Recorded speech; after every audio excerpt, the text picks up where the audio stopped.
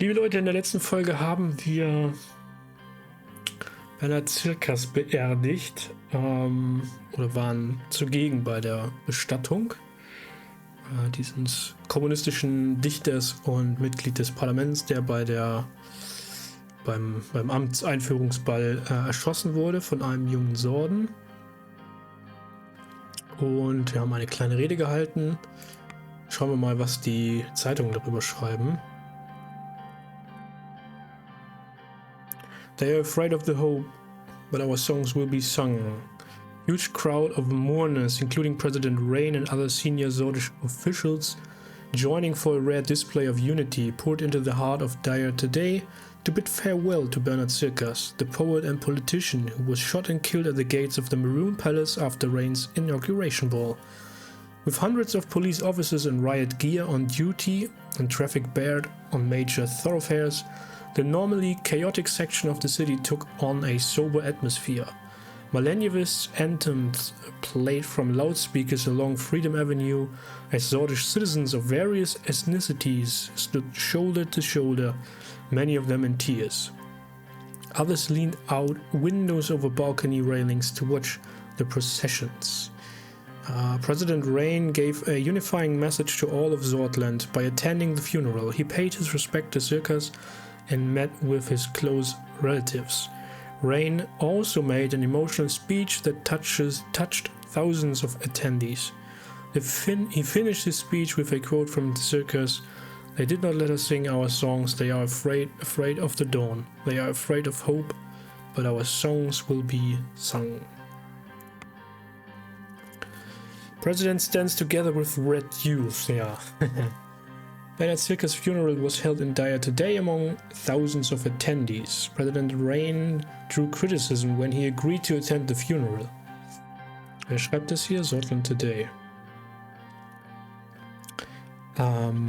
While the decision was not totally out of the ordinary, the fact that Rayne is giving support to a known member of Red Youth who promoted millennialism throughout his life is unusual.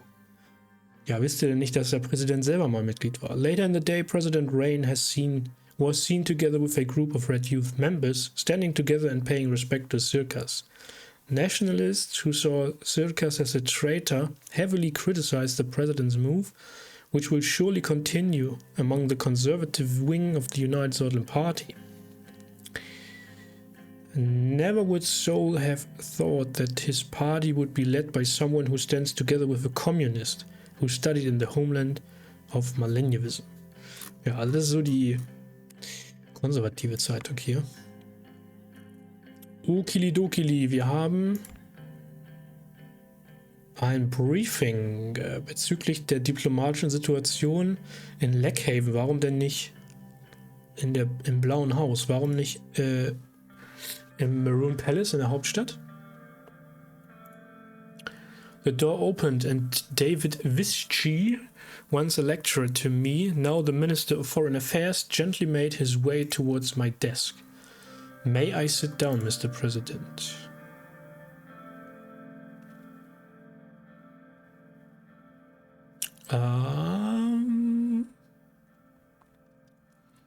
Ja, sollen wir sehr freundschaftlich sein oder mehr so staatsmännisch?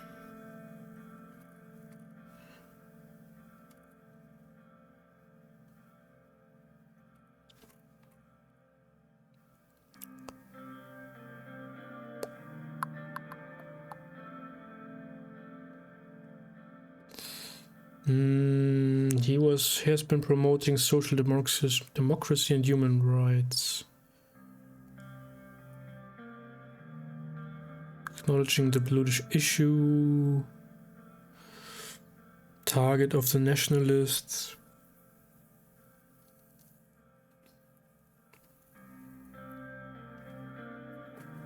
Opponent to Tarkin Sol. Ich denke mal, wir sind mal freundschaftlich mit ihm. Leave the formalities aside, David. Please take a seat. Ah, right. I'm still getting used to your new position, Anton. He slowly sat down, taking care not to aggravate the arthritis in his knees. He'd always had an air of gravitas about him, and old age had only served to deepen that. After he settled himself, he regarded me with delight, his blue eyes sparkling. Look at you, Anton, the 4th president of Sordland. What privilege for me.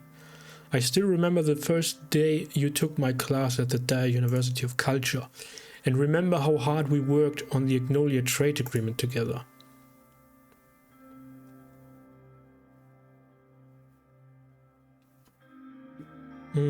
Countless late nights at the ministry to finalize. It was an experience for sure. We signed our best trade deal yet, with a good slew of trade advantages over Agnolia. It was even somewhat unfair from my point of view. Ja, das hat Agnolia ja mittlerweile auch festgestellt. Sie fordern Neuverhandlungen. Somehow the inexplicable ebb and flow of life has led us here. To positions where we can change the course of history. Oh. Everything happens for a reason. Nö. Wir haben einfach ein bisschen Glück gehabt. This is our opportunity to shape the future and we will do precisely that. So sieht's nämlich aus. I'm looking forward to our new foreign policy. He started coughing again, this time for longer.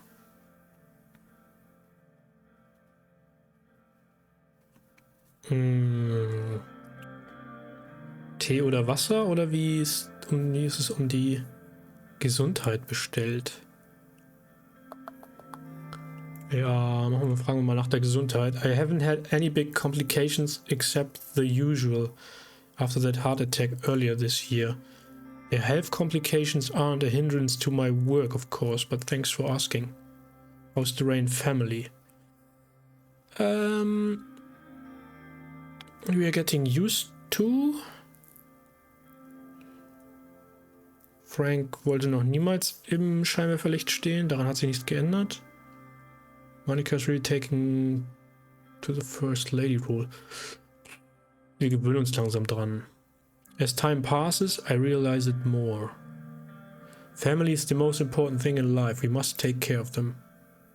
The door opened. Joseph and Lucian joined us for the briefing as the tall case clock hit the hour mark. Peter, however, was missing. I wondered if he was late from all the drinking he did at the party in Lakehaven. We talk more later, President Rayne. Welcome, everybody. How was your travel? A little bumpy due to some turbulence.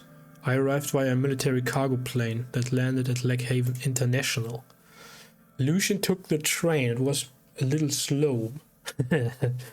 Ja, damit spielt er darauf an, dass wir die Hochgeschwindigkeitsverbindung da nicht bauen. But I can still recommend it for the beautiful landscape. I also had the possibility to work on a couple of things during the ride. Well then, since Mr. Weckton doesn't seem to be coming today, I think we are ready to start. I will start by providing a brief overview of our current status with our neighbors. What would you like to start with? Agnolia. Our brotherly nation to our northeast, Agnolia. They are still diplomatically non-aligned and probably has one of the most democratic systems between our neighbors. Economic stagnation is a worry for them. Their primary issue is their heavy reliance on foreign investments from us. Agnolia is our most friendly neighbor. We have been allies for the longest time after Rumburg annexed Dome. This fact needs to be a part of the equation. Unsurprisingly, the Agnolian Prime Minister, Martin van Horten, is expecting better cooperations through a new fairer trade deal with us. It was one of his election mandates.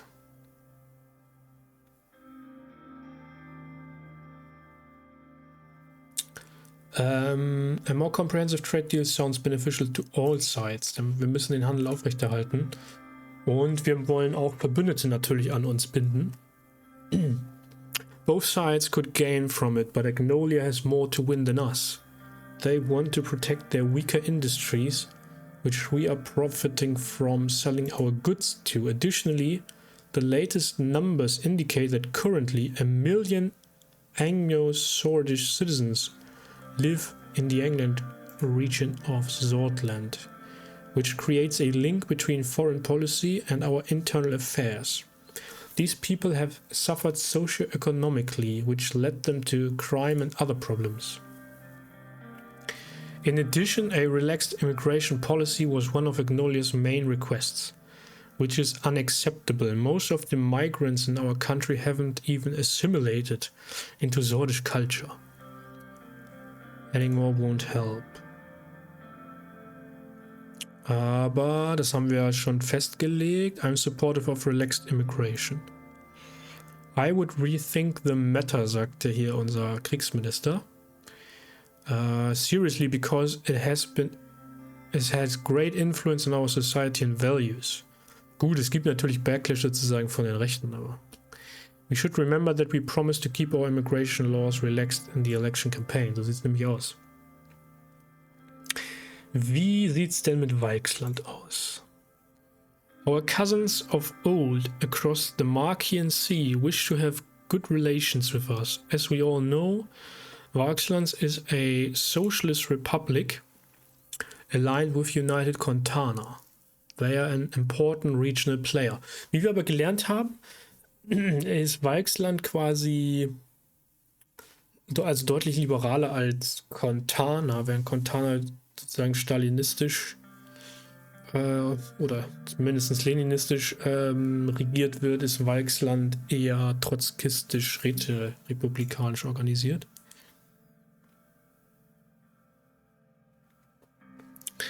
It's also the most significant sea power in Eastern Maricopa. Aha. We had hostile relations with them after several wars in the 19th century, which we wouldn't want to experience again. Recently, the relationship has warmed up thanks to Emmerich Hegel. As a result, diplomatic talks can be conducted in the future. Ja, das wäre schön.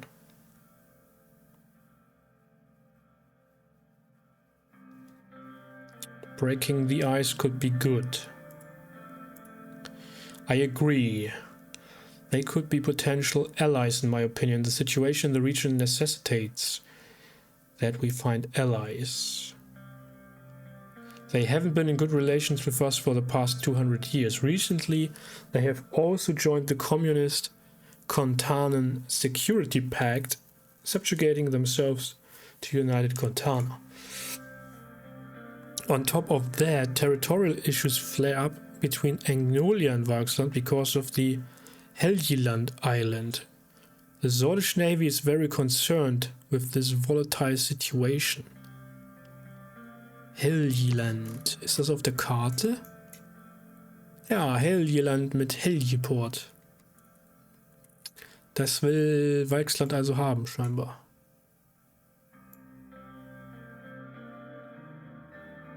Okay. Lucian looked slightly worried. Unfortunately, billions of Sordish ren worth of cargo is transported close to the Weichslandian maritime borders on the Markian Sea and the Grey Strait. This causes significant risk to our imports and exports in the case of deteriorating in relations. Ja. Es hat einen hohen strategischen Wert für uns. The Navy is keeping an eye on the situation from a distance, right? We are actively monitoring the sea routes and cargo ships. For now there is no immediate threat, but we don't know what can happen in the future.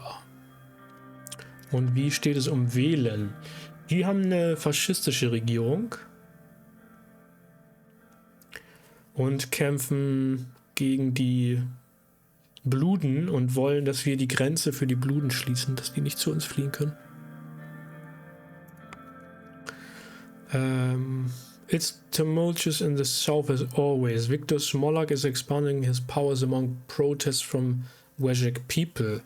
However, he is quite positive about a normalization of relationship between our countries. Reports indicate that they have been warming up to Contana international aid. As you know, Wählen stability was always a concern for the region. But if we want to help them, we must not treat refugees like we did in the 30s. I still can't stomach the inhumanity of those people suffered. Ja.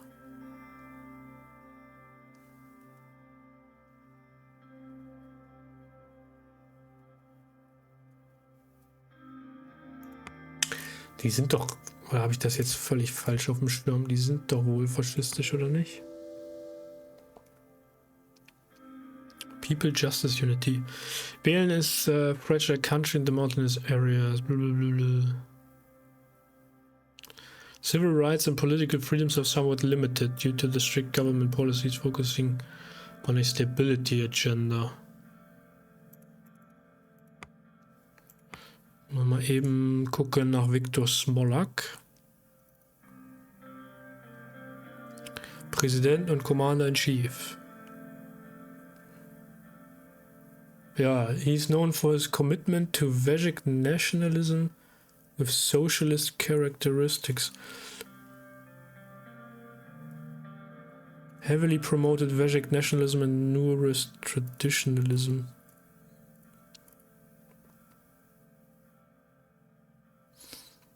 Resulted in the oppression of ethnic and religious minorities. His rule is marked by thousands of Jewish people being arrested and killed.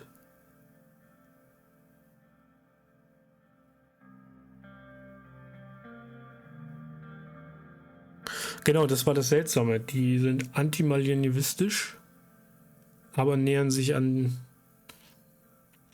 Montana an. Und kriegen von denen jetzt internationale Hilfe. Das ist ja ein seltsames Konstrukt. Warum denn das?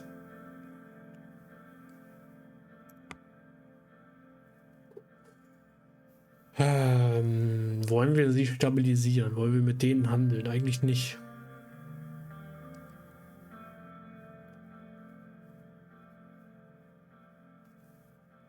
Ist aber überhaupt gar keine Option sozusagen, ne?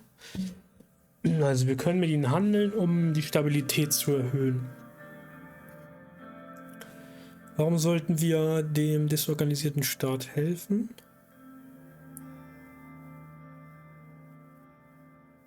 Oder wir haben schon genug gezahlt, indem wir Millionen von Geflüchteten aufgenommen haben. Warum sollten wir ihnen helfen? It does pose many risks, but we could ensure that we have more influence in the region by increasing our trade and border security. Our main goal should be to avoid a refugee crisis like the late 1920s. That civil war had major security and economic repercussions on Swedish soil. One of the demands of President Smolak was to tighten our immigration laws, so the political refugees don't escape to Sordland. There has been a recent purge that pushed many Bludish to flee to Bergia. It is definitely troubling. Gamran Outpost has regained its importance due to this. I'm sure you would remember that winter at the border outpost, Mr. President. Ja, in der Tat.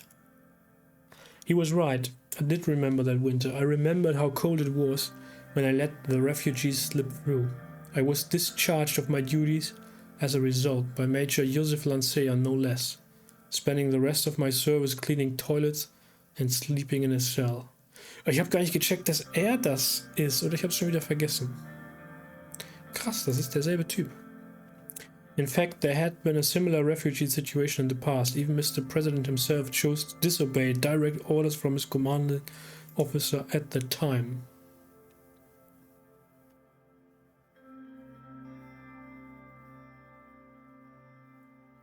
I did what was right.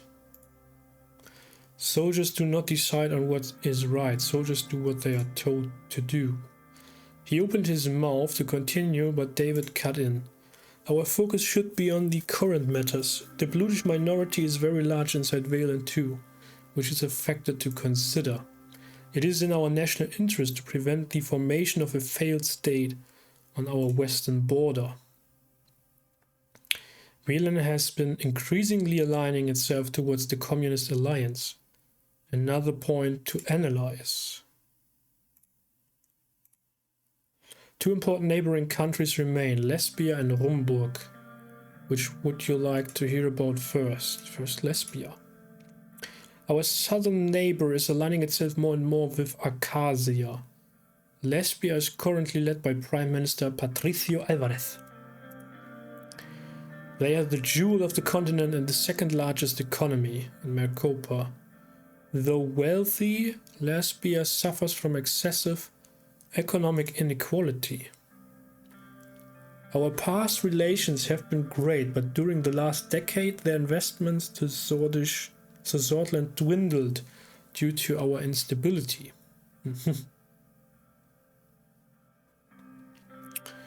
Wir könnten uns mit ihnen verbünden, um von ihrem Reichtum zu profitieren. Ein schlafender Riese, den wir nicht aufwecken sollten. Oder sie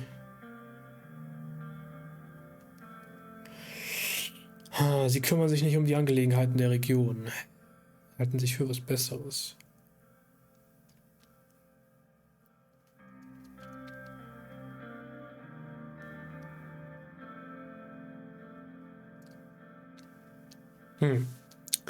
Tja, weiß ich jetzt auch nicht.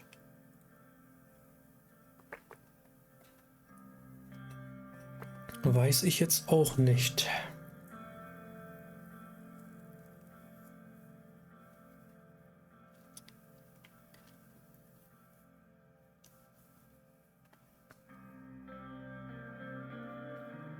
Also natürlich kann es gewinnbringend sein.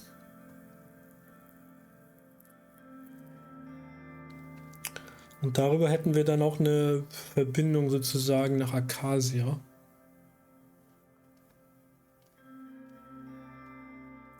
Auch wenn wir vielleicht mit ihnen sozialpolitisch nicht übereinkommen. Ja, könnte vorteilhaft sein.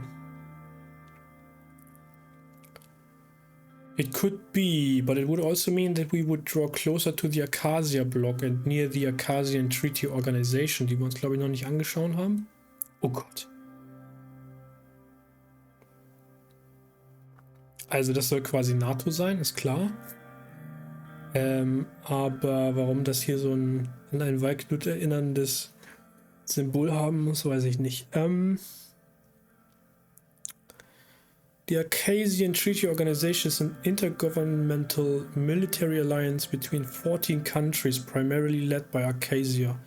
The alliance aims to bring all its members together in a united economic and defense framework against CSP. With ATO, strategic military alliance heavily consists of countries with capitalist economic structures. Its aim is to counter the influence of United Cortana around the globe, protect Maricopa from the expansion of socialism. Recently, the ATO has become increasingly focused on increasing the nuclear protection, as the new military weapon has advanced enough to become part of warfare. Ich glaube nicht, dass wir uns wir wollten ja erstmal zwischen den Blöcken bleiben, sag ich mal. I'm certain that the recession has a lot to do with their retraction of investments. Once they see that money isn't in the picture, they vanish rather quickly because they are capitalists. Aha. They have shown a selfish attitude during the violent civil war by closing their borders and funneling refugees to cross into Sordland. Our values are too different. Ja, wahrscheinlich schon. The capitalism is inspirational to me. Nein. I completely agree. Lesbia has for a long time benefited from us through our old tariffs. They are after exploitation. There are hundreds of very privileged oligarchs who invest inside and outside of Lesbia. Some made significant business investments in the cities of Benfi and Valgen. Ja, schauen wir mal, wie sich das damit entwickelt. Jetzt würde ich auch gerne noch wissen, was mit dem Königreich Rumburg los ist. The most troublesome nation, a constitutional monarchy led by Queen Beatrice Livingston. I highly advise caution and calculated action against Rumburg. Our military must prepare. The threat is real. They are strong and have the motivation as well as the means to damage us. We shouldn't give them any reason to pursue aggression.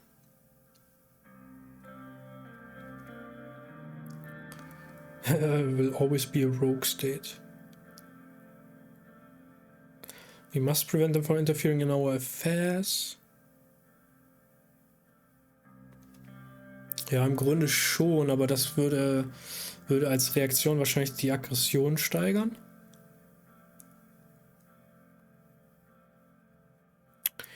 I will take your advice. These types of nations will always try to make up a casus belli, a reason to declare war. While Thornborough openly denies such claims, their past and current actions make it clear that they want to destabilize us. The weapon caches found by our intelligence agency clearly show what their goals are. Our military must be steadfast and our diplomacy valiant. He looked stern and full of resolve.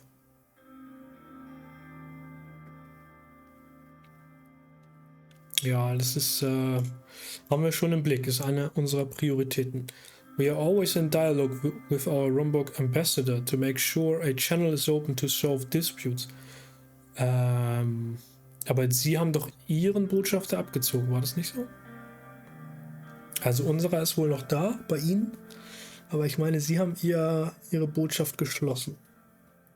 We could use their aggressive attitude against them by convincing the international community. Aha. Lucian grabbed the Lackhaven Times newspaper and put his finger on the article about the latest diplomatic incident. The abrupt announcement about the closure of the Rumburg consulate in Lackhaven is yet another step in the escalation. Okay, es war nur das Konsulat, das ist, glaube ich, nicht die Botschaft, ne? Konsulat ist ja ein Wirtschaftsding, hauptsächlich so guten Willen zu zeigen, aber es ist nicht die diplomatische Vertretung primär. This covers the overview of the current situation. We will move on to our trade choices and the response to Rumburg's diplomatic escalation. The sun began to set over the hills surrounding Lackhaven. The team was ready to give advice on the new trade initiative in the response to the latest diplomatic incident with Rumburg. Peter arrived late and a little rougher than usual. It must have been the drinking from last night. Hey there, folks. Excuse my delay. I'm sure I didn't miss anything we didn't already know. You were still supposed to be a part of this meeting, also on time. Punctuality is important. We are talking about serious subjects here.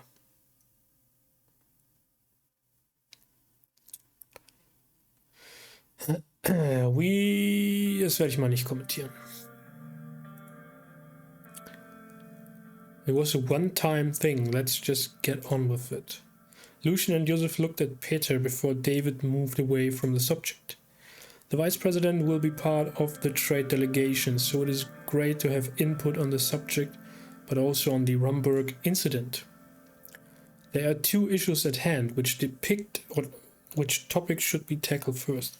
Irgendwie bin ich heute nicht so ganz konzentriert, habe ich das Gefühl. Was sollen wir zuerst machen? Erstmal Handel. Our primary goal will be to successfully sign a trade agreement with one of our smaller neighbors. We have two options with our trade initiative. Start a new negotiation with our old partner Agnolia and form a new cooperation with Welt. Nein, wir machen das mal mit Agnolia. First off, the reason behind this option is more diplomatic than economic. Ja, das wussten wir schon. Although, of course, we can't forgo the added economic value. Agnolia is an old ally and a valuable trade partner. The point we are at with the early negotiations is around the steel trade. They are demanding that we buy their steel for a higher price. That is because they think that the deal is far too unbalanced, as it is. Their second main demand is a privileged access to our agricultural market. If we are to fulfill their demands in return, they are offering a full alliance with Sordland against Rumburg. Looking at the current advances of Rumburg near our borders, having a coalition against Rumburg would prove extremely useful. Obviously, there will be consequences for entering a full alliance. Mainly the issue is around the Helgi Island. Weichsland has clear intentions on taking over the island one way or another, and entering a military alliance with Agnolia will make them furious. Tja, das ist dann wieder die Abwägung, ne? I want to state my support for the decision to stick to our old ally Agnolia. Even though I disagree with their demand to relax immigration, we have cooperated with them on many issues in the past. Agnolia is a solid partner for us. David and the President worked on the previous comprehensive trade agreement in the 30s. There are obviously subjects that we would still need to tackle, like our economies, the trade goods, and what to do with immigration.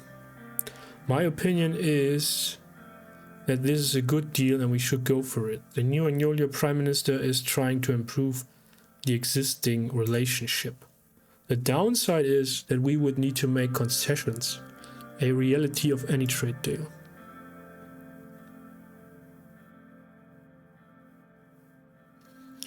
Also wir können einen Verbündeten gewinnen,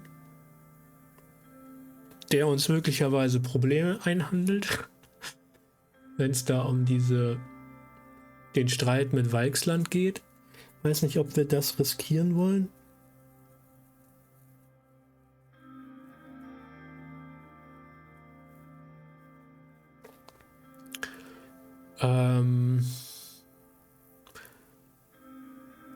Und wir würden sozusagen etwas weniger Gewinne machen. Aufgrund dieses Handels. Allerdings könnte das wiederum durch die Autobahn ausgeglichen werden, ne? Dass das Volumen halt einfach steigt.